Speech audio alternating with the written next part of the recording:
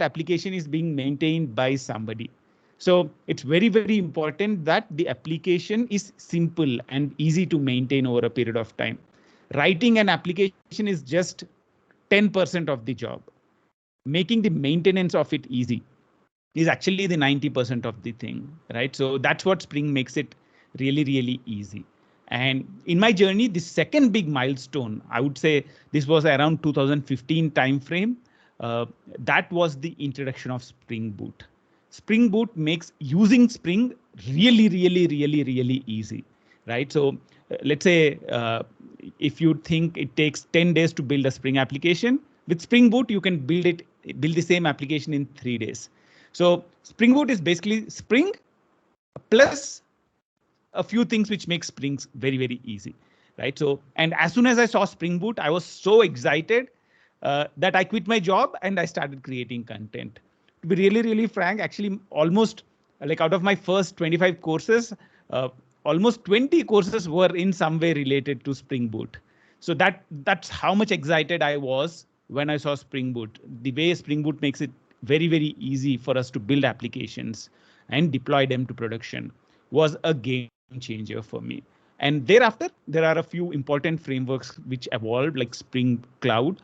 And also like today, I mean, we have a lot of other things going on, cloud, AI, and a lot of other things, right? That's kind of the journey. Let's get into the presentation. If you look at the evolution, so when I started my journey, we started with web applications, simple JSP based applications using struts and things like that. And slowly we evolved into building APIs, right? A lot of us think APIs are very, very complex, right? So API is nothing but, let's say I have a method. A method has a name, it has a set of inputs, and it has an output, right? That is what is typically an API, application programmer interface, right? It's nothing but if I have a method, how can I call it? I need to know the method name. I need to know what are the parameters, what are the things that are the inputs for the method. And I would also need to know what is the return value? What does the method return back, right? So that's why it's called an API. A lot of you would be familiar with Java language, right? In Java language, the string class has a number of methods. Each of the method is nothing but a simple API which is being offered by Spring. If you call two uppercase method with a certain input, you would get a certain output. That is what is called an API. Now, the thing is, we can take this API and we can make it in such a way that even other applications can call it, right? If I, let's say, have a Java method, like if I want to call it, only another Java method can call it, right? So if I have a method in Java, only another Java method can call it. If I have a method in C, only another C method can call it. However, what I want is any language. I would want to be able to consume or call that method from any language. It might be a Java application, it might be a Python application, it might be any other application, right? So that's when we would want to actually create something called a web service or a REST API. Right? A web service is nothing but a normal method, whatever Java method you have, you want to offer it over the internet or over the like network so that others can also talk to it, right? If I have an API, if I define this is the input, this is how you need to call it, these are the inputs you need to give it. So probably you'll define a structure saying, okay, this is how your inputs should be, and this is the output you can expect. Right. So initially we started with something called SOAP, Simple Object Access Protocol. This is where we were using XML input and XML output. So the concept is very, very simple, right? So you have a method. Typically methods have an input and an output. You'd want to put this method on the network so that some other application can call it. That is what we are calling it as a web service. And the first popular kind of web service is what we call as a SOAP web service, where the XML, like where the format which was used is XML. You can create XML from Java, you can create XML from Python or any language. So what happens is you'd create an XML, give it as an input, and you get another XML as an output. This was what was called SOAP based web services. After a period of time, we realized XML is a difficult format. Like if you talk about SOAP APIs, there was a lot of structure to it. Uh, I don't know how many of you would have heard about things like WSDL, Web Service Definition Languages. So if you look at these languages, they are very, very complex, very, very difficult to maintain. And that's why slowly what we evolved to is something called a REST API. If you look at the internet is based on HTTP, Hypertext Transfer Protocol, right? There is a specific way. If you send a GET request to this URL, you'd get a HTML back. That is what is shown in the browser. And REST API actually makes use of the HTTP protocol. So it makes the same web services easy. REST API is a way to create web services in a much simpler way. Instead of defining a complex XML, we would actually use JSON structure as an input and an output. So we started with web applications, we slowly moved on to REST API. One of the main reasons why we started moving towards REST API is because we started having multiple clients. When we were talking about web applications, the only client, let's say if I have a web application, the only place it would be accessed from was from a computer or a laptop, right? We are talking about 2004, 2005 timeframe where everything was accessed from a laptop or a computer. But slowly by 2010, 2011, 2012, like around mid 2010s, we have a big change in how we access applications. In addition to web applications, we started having a lot of mobile applications, right? We have mobile applications. We also are using internet over the mobile as well. And also there are a lot of other devices which are coming into picture as well. And that's the reason why we started moving towards we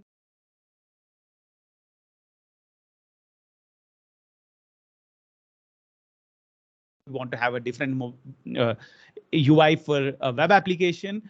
So, I mean, for a laptop, we want a different like UI. So we want to be able to customize the API. That's why what we do is we would actually put the business logic in a REST API, and we would write specific front-end applications. And after that, we started evolving to full stack applications, right? You would see like we would have a separate front-end application, separate back-end application. You would be using things like React, Angular in the front end, and you'd be using things like Node.js or Spring Boot to build your backend. And in the last 5 to 10 years, we are also talking about microservices. Again, the point here is manageability, right? Applications are built once, but maintained for a lifetime. If I'm building a large monolith application, it is very, very difficult to maintain. And that's the reason why we go towards things like microservices. In microservices, instead of building one large application, we would be building smaller applications. So this is kind of the architecture evolution over the last 2 decades, web application to REST API to full stack to microservices. Now, why is this important to understand this evolution? It's important because in the context of Spring Boot, you can build all these kinds of applications using Spring Boot, right? Whether you have a web application, whether you have a REST API, whether you have microservices, whether you want to build a full stack application, whether you'd want to deploy something to the cloud, whether you'd want to build a container, like let's say you want to use Docker to build a container. All of these things are supported by Spring Boot. The way I look at Spring Boot is Spring Framework is what is the core. The core is Spring Framework. All the important concepts are as part of the Spring Framework. Spring Framework concepts like dependencies, dependency injections, these are the fundamentals. What does Spring Boot do? Spring Boot makes it really, really, really easy to use this Spring Framework. And using Spring Boot, you can build a number of different kinds of applications. And that's why it is one of the most popular frameworks even today. If you look at like traditional frameworks, typically frameworks live for 5 years, not more than that. Spring Boot is an exception because Spring Boot was evolving, right? Spring Framework and Spring Boot evolved. Earlier, we were building web applications. Spring Boot was good at doing that. Then we moved into REST API. Spring Framework and Spring ecosystem had solutions for that. Then we moved into microservices and full stack. Spring Boot and Spring Framework have solutions for even that. That's one of the most important things I love about Spring Framework and Spring Boot, basically the Spring ecosystem. The thing is, it evolves with time. Technology is not something which remains constant. Therefore, you would want your language. For example, in this case, the language we are talking about here is Java. Java also evolved a lot, right? So from Java 5 to Java 8 to Java 11 to Java 17 to Java 21, which is going to come in the next month or so, right? There has been a lot of evolution in the Java language. There is also a lot of evolution with respect to the Spring ecosystem as well.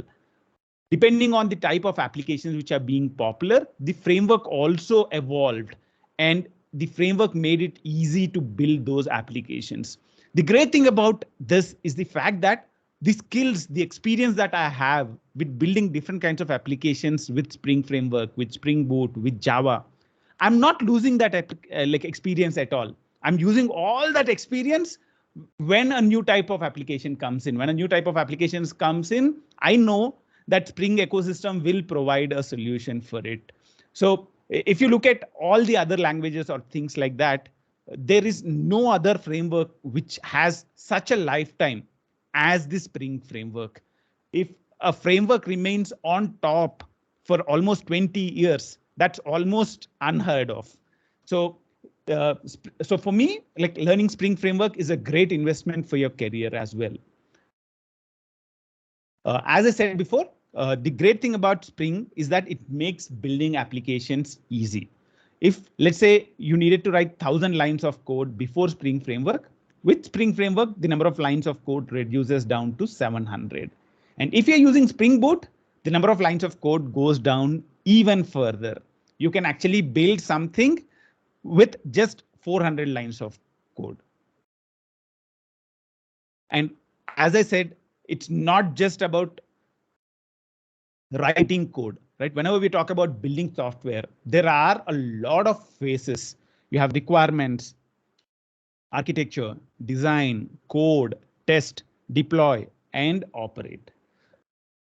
So software development process is very, very complex. And that's where Spring and Spring Boot makes it very, very easy. So Spring and Spring Boot not only have features that help you to code the application, but they also have features that help you to unit test the application. And also they have very, very good integration with things like Docker. There are a lot of Spring modules which help you to deploy applications out to AWS, Azure, Google Cloud. So there are solutions available here for the entire life cycle of software development.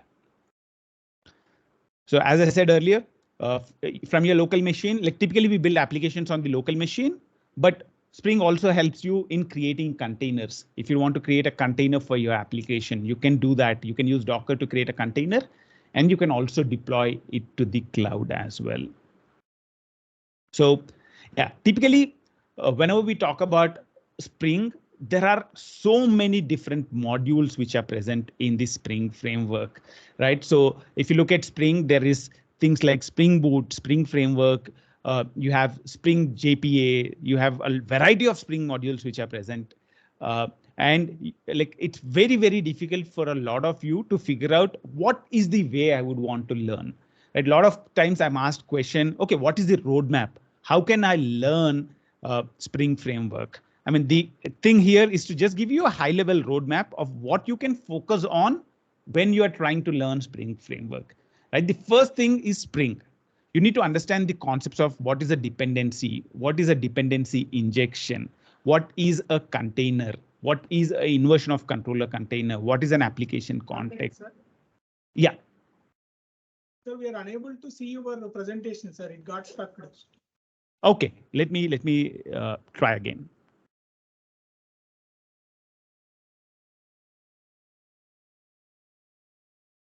Is this better, sir? Yeah, requirements, architecture, that only you are showing? No, actually, you should see a slide where Spring should be shown. No, sir. No. Okay.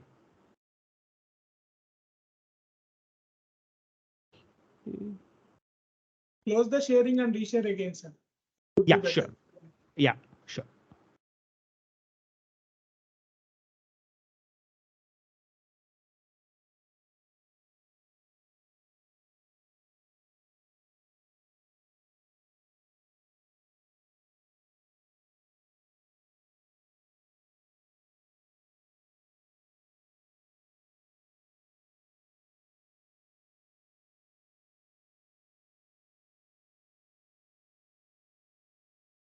So are you able to see the screen right now?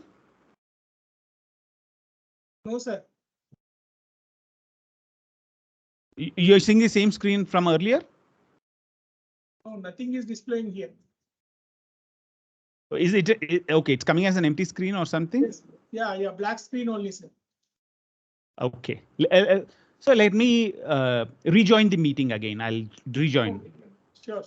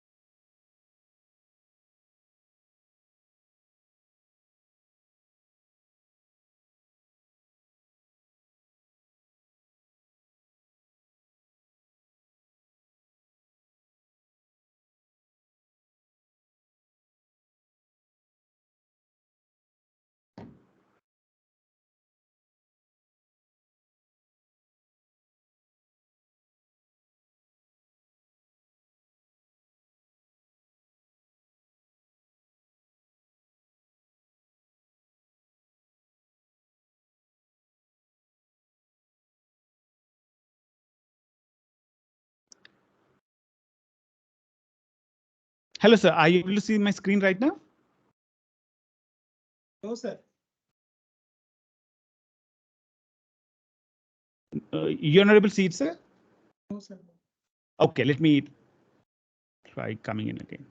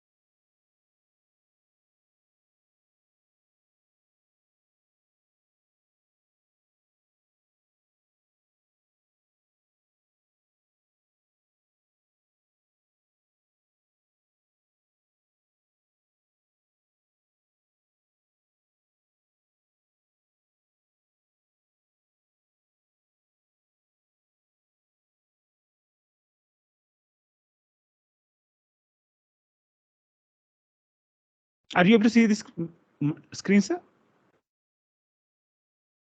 No, sir. Screen is not visible. Screen is not visible, is it? Let me. Okay. So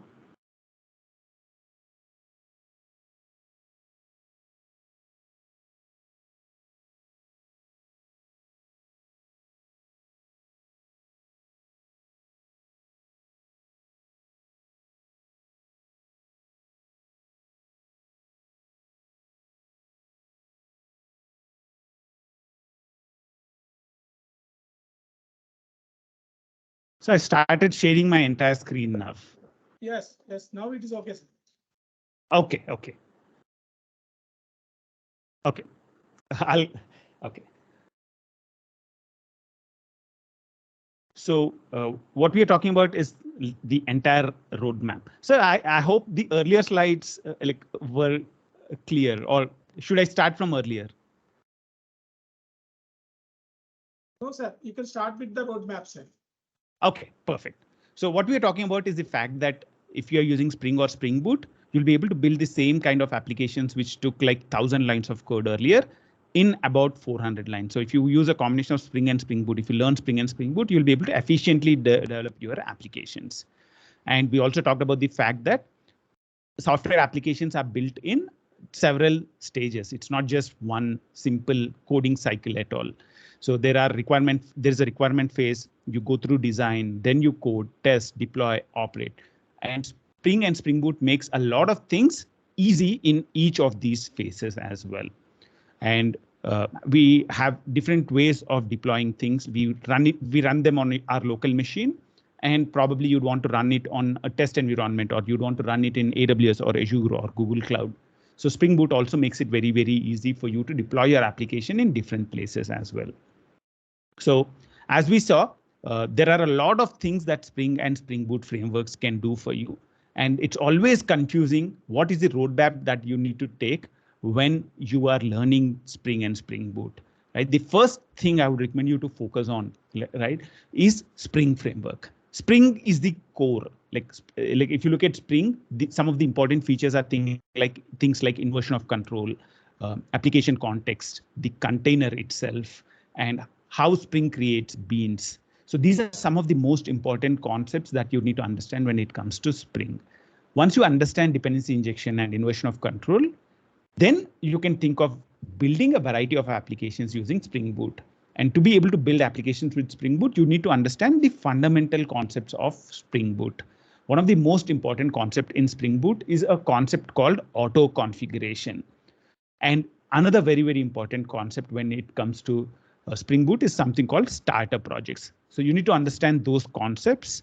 And after that, another important thing that you need to learn is how to save information to a database, right? Whenever you're accessing an application, whether it's a mobile application, whether it's a web application, there is some data stored somewhere for the application. And typically the data is stored in a database. One of the popular forms of databases are relational databases. Mostly in your database management system courses, you would have talked about relational databases. So if you want to talk to relational databases like MySQL or Oracle or SQL Server, if you want to talk to any of them, the best framework in the Java world is something called Hibernate. So, and there is a interface, like Hibernate is an implementation. There is also an interface called JPA, Java Persistence API. So when you are building applications, you want to be able to store the data in a database. That's what Hibernate and JPA help you to do. So the third thing I would recommend you to learn is to understand the concepts of how you can save data down to the database. And there are a wide variety of Spring modules which are present based on the type of applications that you would want to deploy. For starting off, I would say focus on just developing a web application and a REST API using Spring and Spring Boot and Hibernate. So that would give you a really, really good starting point. Once you build a web application, once you build a REST API, that's a great starting point into understanding how to use Spring, Spring Boot, and Hibernate. So you can build a web application, you can build a REST API. Those are the two things I would recommend you to build. And once you are comfortable with building a web application and REST API, you can start learning how to build a full stack application. Today, most of the applications are full stack. You have a front end application and you have a backend. Typically, the backend is what is built using Spring Boot. However, full stack needs a front end as well. React is one of the most popular frameworks today, so you can also learn how to build a full stack application. One thing which is regularly not given such amount of importance is automation of your testing. As I said earlier, we write code once, but we maintain it for a lifetime. One of the things that you keep doing to your code is to keep changing it, right? Today, let's say I have 10 lines of code. I add one more line of code in between. It can cause the entire application to fail. And that's why it is very, very, very important to have automation tests in your code. And Spring and Spring Boot make it very, very easy to write unit tests for your applications.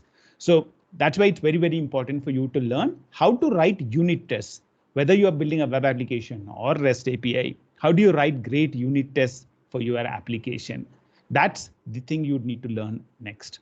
Once we know all this, we can learn how to build a container for your application, right? Today, let's say I would want to build a web application. I would need the language. Let's say I would want specific version of Java, Java 17. I would want also Spring framework. I might need Spring Boot, and there might be a lot of other dependencies that I would need, right? So everywhere you want to deploy this application, you don't want to go there and install Java, find the Spring jar, put it there. You don't want to keep repeating the same thing again and again. And that's why what you can do is you can create something called a Docker image. Once you have an application built, what you can do is you can create a Docker image for your application. And once this Docker image will contain the Java runtime, basically whatever you need to, whatever version of Java you want. It will also contain the application code that you're building and also the application frameworks that you want. Let's say you would want Spring, Spring Boot, Hibernate. Everything is part of this Docker image. And if you want to deploy it to a test environment, all that you would need is the Docker image. So if a tester wants to deploy it, you can say, take this Docker image and run it. So Docker makes it easy for you to deploy applications and take your application from one place to another place.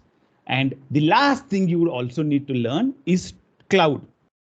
Right? Today, if you look at the industry, a lot of enterprises are making use of the cloud. So whatever applications you build, whether it's a web application or a REST API or a full stack application, you need to learn how to deploy it to the cloud. So for me, this is kind of the simplest roadmap I would think of when anybody wants to come up to speed with what you can do with Spring and Spring Boot. So you'd build a variety of applications like web application, REST API, full stack applications, and you'd learn how to build a container for it, and you'd learn how to deploy it to the cloud. This gives you exposure to the end-to-end life cycle of a software project as well. So from coding, obviously we don't do a lot of architecture in here, a high-level architecture, but you do coding to deployment to the cloud. So it covers kind of the entire life cycle from start to the end. Now, what we'll do now is we'll actually quickly look at a simple demo. I mean, a lot of people actually think it's very, very difficult to build Spring applications or things like that. Actually, if you want to build an application with Spring, it's very, very, very easy. All that you need to do is to go to this website, start.spring.io. So like if you are working with Spring and Spring Boot day in, day out, this is like our Google, right? So like how people go to google.com.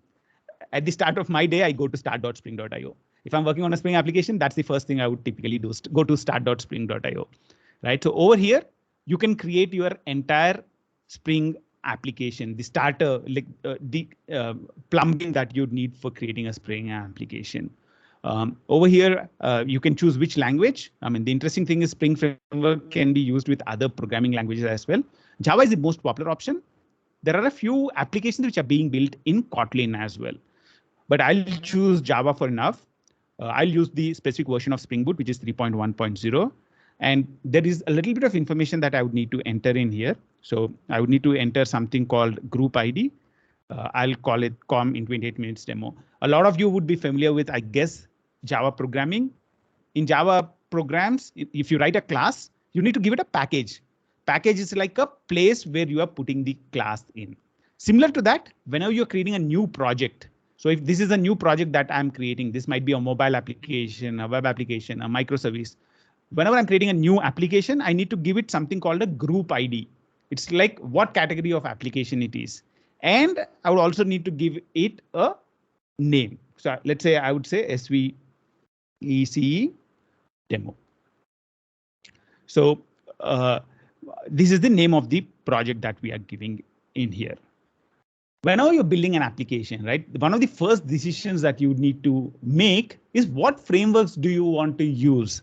Let's say I would want to build an application, a web application, and I would want to talk to the database, right? So I would want web application frameworks.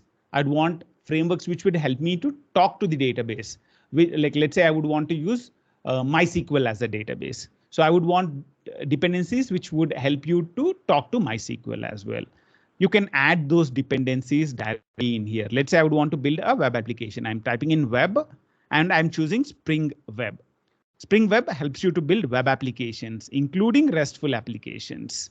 So I will say I want to use Spring Web. If you'd want, let's say, to talk to MySQL, you can type in SQL in here and you can get MySQL server driver. If you want to use Hibernate, you can type in Hibernate in here and you'd be able to add in Spring Data JPA as well. If you want to use other databases, for example, there is something called Redis, which is kind of an in-memory database. If you want to use Redis, you can type in Redis, or if you want to use MongoDB, you can come here and choose that. For now, let's keep it simple. I'll just build a simple web application. I chose web already. There is one more thing I'll choose, something called DevTools. Like whenever we make a code change, typically we would need to restart the entire application. If you have Spring Boot DevTools, you don't need to restart the application. It would automatically pick it up. So what we are doing is creating a very simple Spring based application, Spring Boot based application. And we are configuring what are the things that we would want for our application, what is the name of our application and things like that. And once you go here and click generate, what happens is a project gets created for us. So there's a project which is getting created for us. If I actually go into my folder, I should see a project here. So inside this, there is a project which is getting created. So now what I would do is I would go in and import that in. So I'll say file. So Eclipse is the IDE I'm making use of. You can also use IntelliJ. IntelliJ IDEA is another popular one. Visual Studio Code is another popular one. The IDE you use does not really matter. It's very important that you are good at the IDE, but whether you're using Eclipse or Visual Studio Code or IntelliJ, those are some of the best ones out there. So what I would do is I would import the project in. So I'm using a build system called Gradle. So I just need to go through a few things. So here I'm choosing the folder which we created earlier. So I'm going in here and actually going to download. This is where our folder is. So what we are doing is very simple, right? So we are doing a few steps to actually import the project which we created earlier. Earlier on the website, we created a project. The project was downloaded as a zip file. We extracted the zip file to a folder. And what we are doing now is importing that project into the IDE. The IDE we are making use of in here is Eclipse. So what you'd see is that the import of the project will take a little bit of time. So it's actually importing the project right now. So it's taking a little while.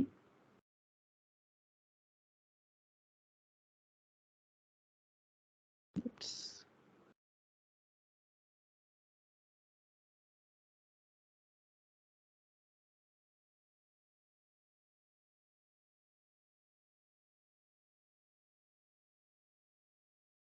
Oops, this is taking longer than what I expected. When I did it earlier, it took less than a minute or so. OK. Let me try again. Let's actually cancel this out.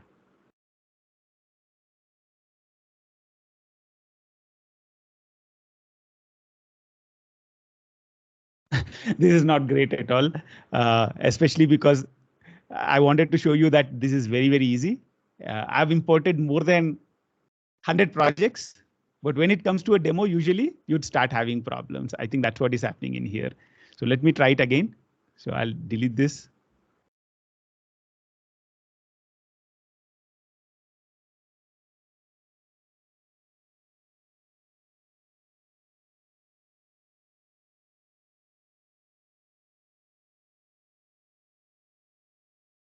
So there are different build tools which are present. One is Maven, the other one is Gradle.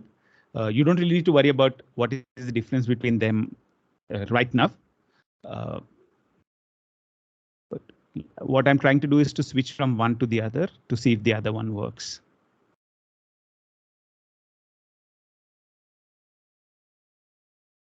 Oops, it's all hanging. Uh, like typically, I don't have any of these problems.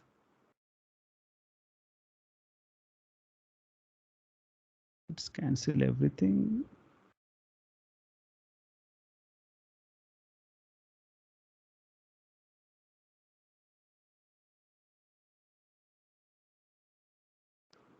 Okay, let's not worry about this. Let's actually import the Maven project this time. So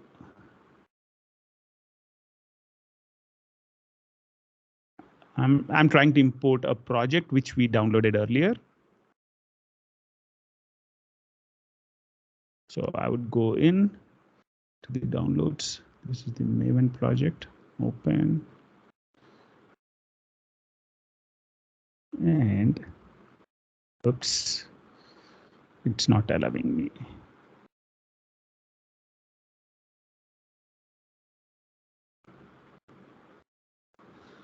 Okay, finally, we will be able to do it right now.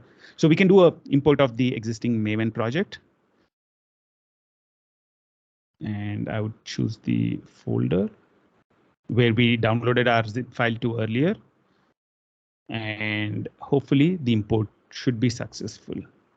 So this is now importing and creating an entire project for us. So typically, like whenever we are creating an enterprise grade application, one of the things that you would always have is a lot of things that you'd want to do as part of your application. Right now, it's actually still importing the project in. Yep, finally the project import is completed. It's now building it. You'd have actually a lot of Java files. So you'd write all your Java code. You'd also have application configuration. You'd also have unit tests, right? You'd want to write tests, automated tests for your application. You'd have all of them. And also whenever you build applications, you'd need variety of frameworks, right? Let's say in the application, I would want to use Spring, a specific version. Where do we specify that? We specify that in something called a pom.xml. This is a Maven pom.xml. Let's say I'm building a Java application and I would want to make use of specific version like 3.1.0 of Spring Boot. What we used to do earlier is we used to download the jar manually. So we'll go to the internet, find the Java jar file, which contains all the code for it, and then we will add it to our project. What would happen there is, let's say I would want to change the version or something. I would need to again manually go and download it and bring it in and do it. All those things are not needed anymore. Everything is configured in a Maven pom.xml. Once you configure something in a Maven pom.xml, for example, over here, we are configuring a specific thing here saying, I would want to make use of Spring Boot framework. And I'm saying I want Spring Boot framework version 3.1.0. And what Maven does is it goes and downloads the dependencies for you, and it makes them available in here. If you expand Maven dependencies over here, you can see Spring Boot 3.1.0, right? Over here, earlier when I started my career, the way we used to do it is we need to download the jar file, just like you would download a movie file or an MP3 file. You need to download it, put it in your folder, add it to something called a class path, and only then you'd be able to make use of it. But now we would use things like build tools. The build tool will actually download the jar file and it will make it in here. And also, like if I want to launch this application up, all that I need to do is to go in to the demo application, and I can say right click, run as Java application. Earlier, let's say when I started my career or 10 years back, the way you would actually launch an application, if you want to launch a web application up, the first thing that you would need to do is to install Java on your machine. The second thing you need to do is to install a server, maybe something like WebSphere or WebLogic or Tomcat. So you need to do a lot of installation, and then you need to do a lot of configuration to deploy the application in that specific server. But you would see that within a little while, we would be able to run this application up. So you'd be able to quickly launch this application up, because what Spring Boot does is it comes with a concept called embedded server.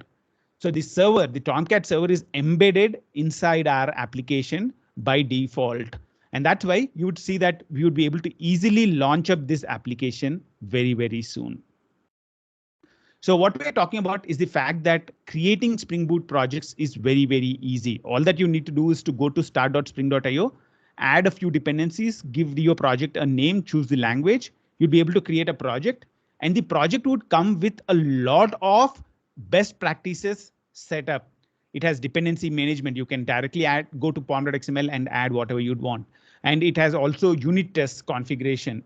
So all those kind of things are automatically done for you. And launching an application, like the server part of it, also is automatically done for you. Also, there are a lot of additional features, for example, configuration management, profiles. Like if you want to deploy an application, the database that you would want to connect in a production environment might be different from the database you would connect to in a dev environment. So all those kind of features are automatically built into your application. It took a little while, but finally the application is being launched up right now. So you'd see a simple application launch up very, very quickly. So yeah, you can see that we are making use of Spring Boot 3.1, and we are launching up our project, which we created just now. And you'd be able to see all the logs related to that in here. And you'd be able to quickly see that the application is running on a specific port. And just to verify that this is working, what I would do is I would create a new class. So I'd go in and say new class. I'll call this Hello World Controller.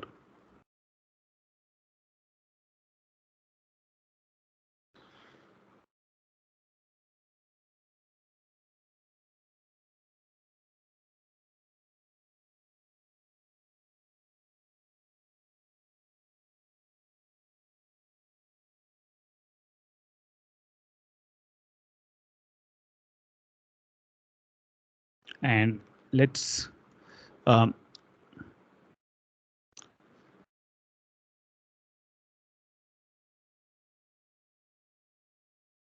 some reason my system is really, really slow. Kill.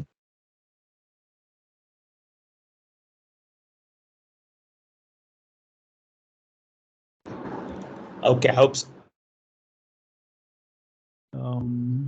Yep. So you can see that the application is launched up. Yeah, I think we have very less time available. So what I'll do is actually pick up some code which I've already written earlier. So this is the Hello World controller.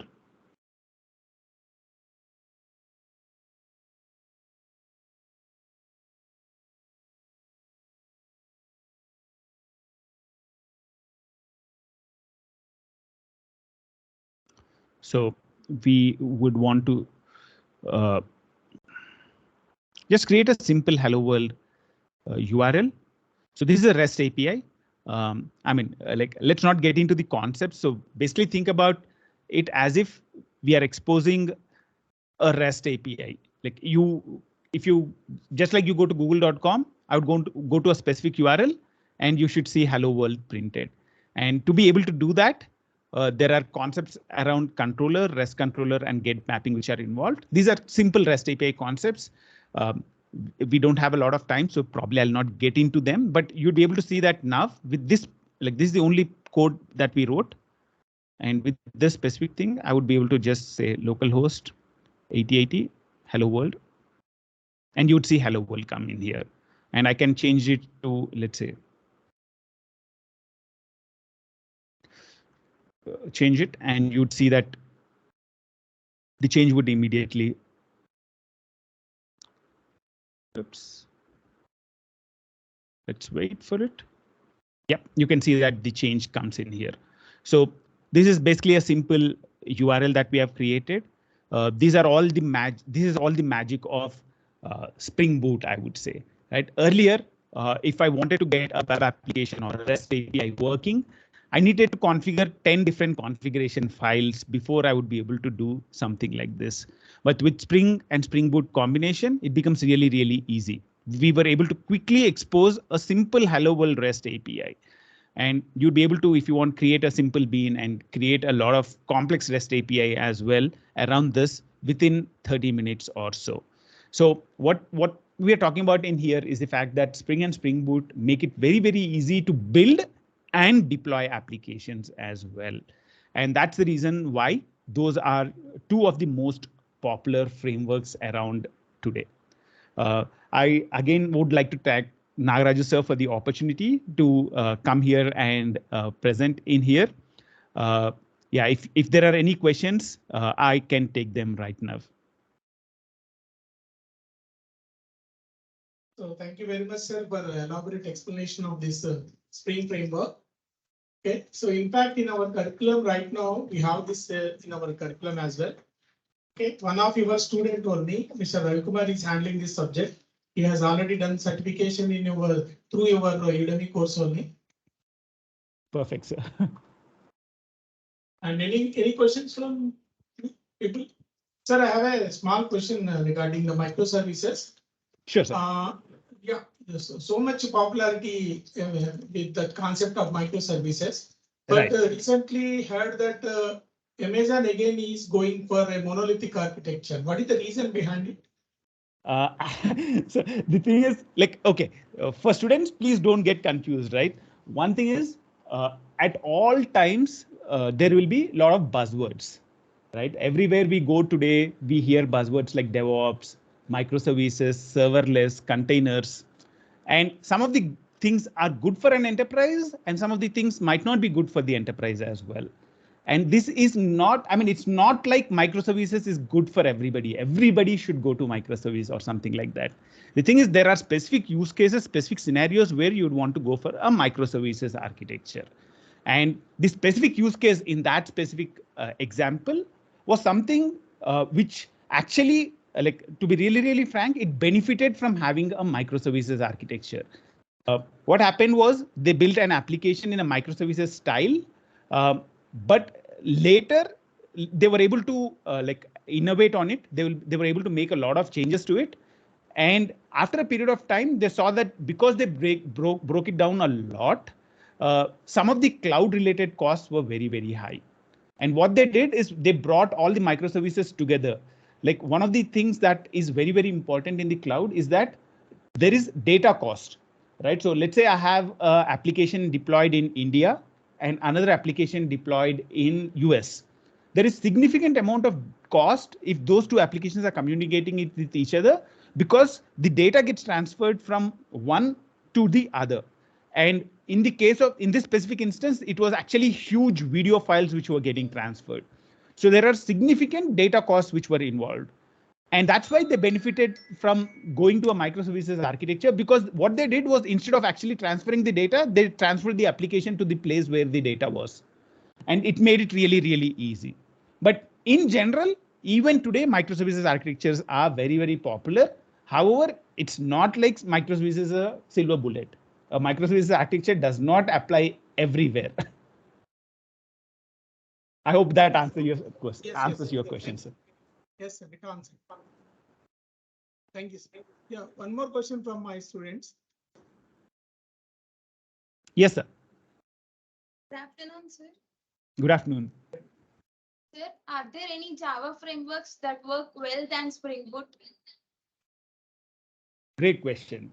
Right. So there are a lot of Java frameworks which came during the last 20 years. Earlier, Struts was popular, but Struts is not used anymore.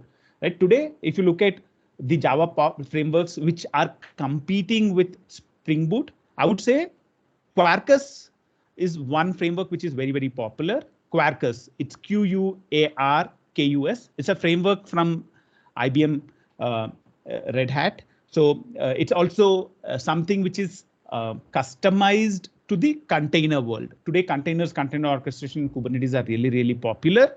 And Quarkus is really, really good when it comes to startup time and also the memory consumption and these kind of things. Quarkus is really, really good. Another framework I would recommend is Micronaut.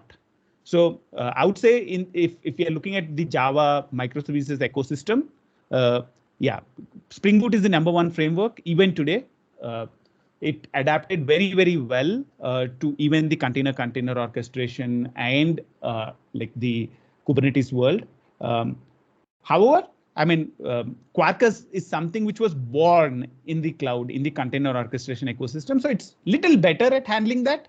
But still, I would say a lot of enterprises prefer using Spring Boot over Quarkus. But Quarkus has its own advantages. So if you look at the industry right now, probably I would say Spring Boot, like I'm talking about Java specific applications, right? If I'm building a microservice, probably 80% of the enterprises would be using Spring Boot. Probably about 10 to 12% would be using Quarkus. I hope that answers your question. Can we learn Spring Boot without learning Spring? Good question. Because I mean, if you look at the roadmap I gave, right? So the reason why I put Spring before Spring Boot was because of this question, right? You can actually, you might be able to learn Spring without Spring Boot, but when you face a problem, like for example, if you are building a controller, if you are building any application, inside the application, you're building components, right? You need to understand how to use Spring annotations. So yeah, you can learn Spring Boot, you can build applications without understanding Spring, but if you face a problem, you'll not be able to solve it. And that's the reason why I would actually recommend people to start learning Spring first, because understanding the core annotations, the core concepts, you might actually build the project you use for Spring with Spring Boot. That's OK. But you need to focus on understanding the Spring concepts really, really well. You need to understand the different Spring annotations. You need to understand how wiring, what is an IOC container, what is an application context. You need to understand all those concepts really, really well. Once you understand them, you'd see that your level of understanding of Spring Boot goes to the next level. It's like if you understand Spring really, really well, you can easily learn Spring Boot.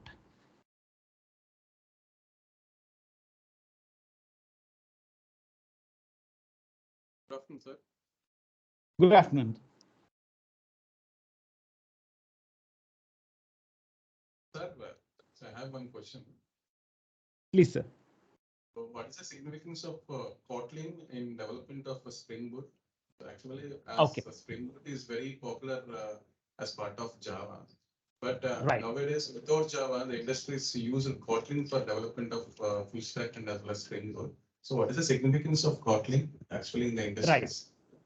Right. So if, let's say earlier I was showing you a slide, right? So where was that slide? So yeah, going to this slide, right? So if let's say before Spring, it took 1,000 lines of code to solve a problem.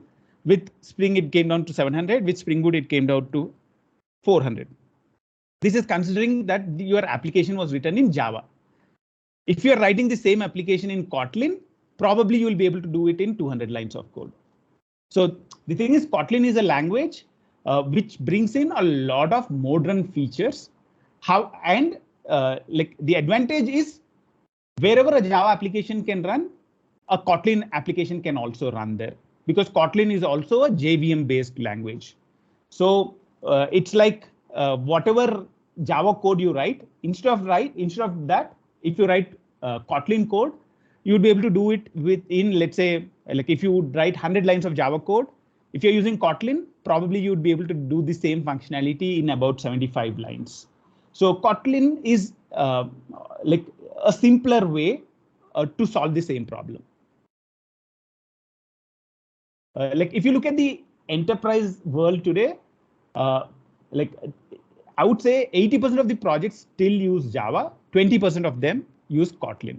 I mean, I'm talking about Spring Boot, right? With Spring Boot, 80% of the people work in Java as a language and 20% use Kotlin. And earlier we were looking at start.spring.io. So if you look at start.spring.io, like it provides that option as well. So instead of creating a Java project, I could have created a Kotlin as well. And like one of the things is, like if you learn Java, Kotlin is easy to learn as well. So it's not like Kotlin is very difficult language or not. The concepts are pretty similar. So your Java skills are easily transferable to Kotlin. Sir, another question. Please, sir. Can possible as a fresher, can we enter into the world of Spring Boot without having any industrial experience? Absolutely. A lot of people actually do that. So a lot of my team members are also freshers. And yeah, they got started with learning Java and directly jumped into Spring Boot. They understand how to build containers, how to deploy them to the cloud. And that's great knowledge for you to start with as a fresher, because like this is like the end-to-end life cycle that you are learning. But industries would say the Spring Boot who's having more than 5 years experience. That I'm gone through different websites, job-related websites. See, I'm not sure which ones you are looking at, but in general, I would say there are a lot of openings for people who are really, really good at Spring Boot. Thanks. Any more questions? Sir, one more question on behalf of all my students and 2024 batch. Okay, what's your view on the recession that is currently going on in the industry? So, we are waiting for your answer.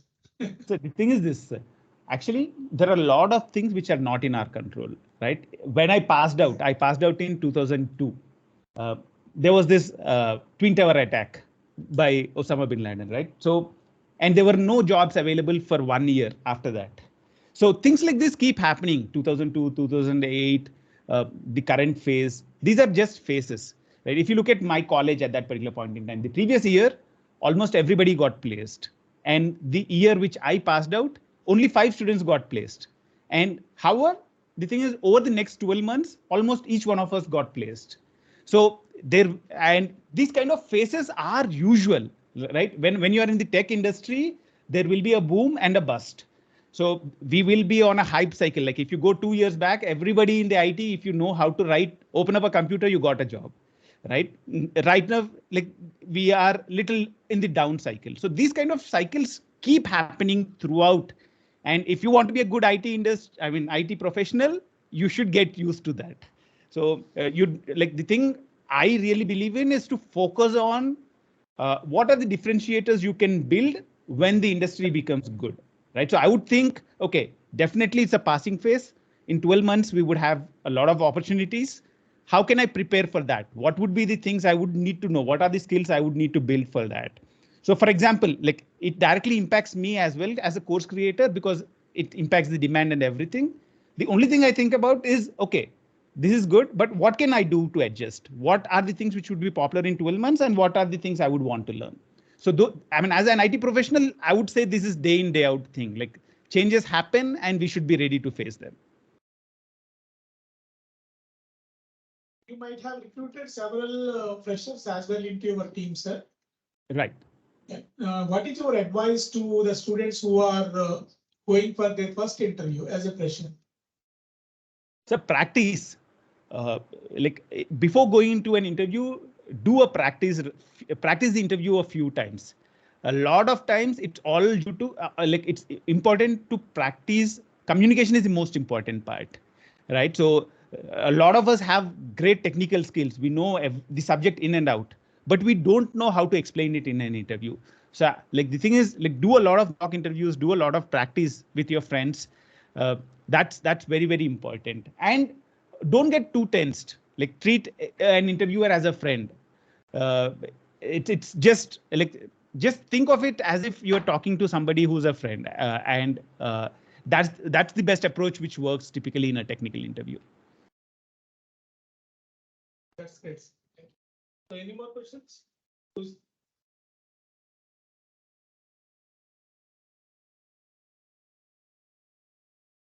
evening, sir. Good evening. Actually, we are from JavaScript background. Like we build some full stack projects with integrating the React and Node.js and Express.js and so on. Are we going to face any challenges while migrating to Java as a backend and integrating with front-end frameworks like React? So So if I understand it right, so you have an application which is built with the front end as React and back end as Node.js. And you'd want to build something similar with Spring Boot in the back end. Yeah, it's definitely possible. And that's exactly the reason why we are building an API and a front end application differently, because you'd want to be able to integrate your front end with different kinds of applications. So if you know the APIs which you'd want to expose from your Node.js application, you can expose very similar APIs from your Spring Boot application as well. And like just to take your question a little bit further, right? If you look at the backend options, typically, the most popular backend options today are Node.js. You have Python Django, which is also popular, and Spring Boot when it comes to the Java ecosystem. So these are the three popular ones. If you're an expert at any of them, you have a lot of opportunities available. So if you look at the industry right now, probably I would say Node.js has a little bit of lead compared to Spring Boot, compared to Django, but it's a close race. And if you are an expert at any of them, you have really good opportunities available. Does it answer your question? Yes, sir. Thank you.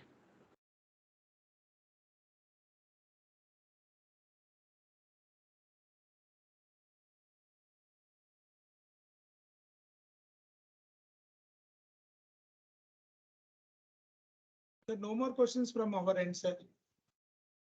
Thank you, sir. We are very happy to have you today as our guest speaker. Okay. So definitely your inputs will help us a lot in the coming few months. Happy to be here, sir, and I'm available always.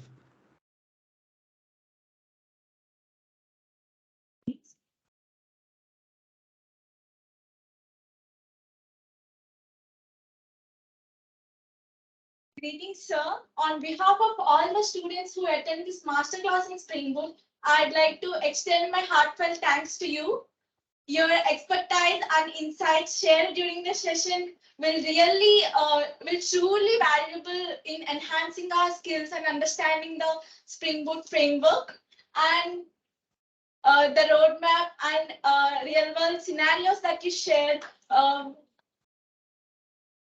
And scenarios that you have shared are really cleared out my way to understand and my insights on Spring framework, and your contributions and your ideology were being a inspiration for growing minds like us.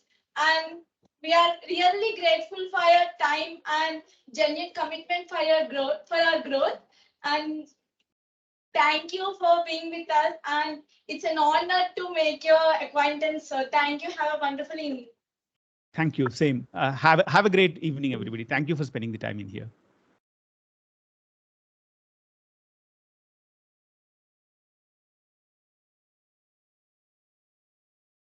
So thank you, sir. Thank you very much. Thank you, sir. Thank you.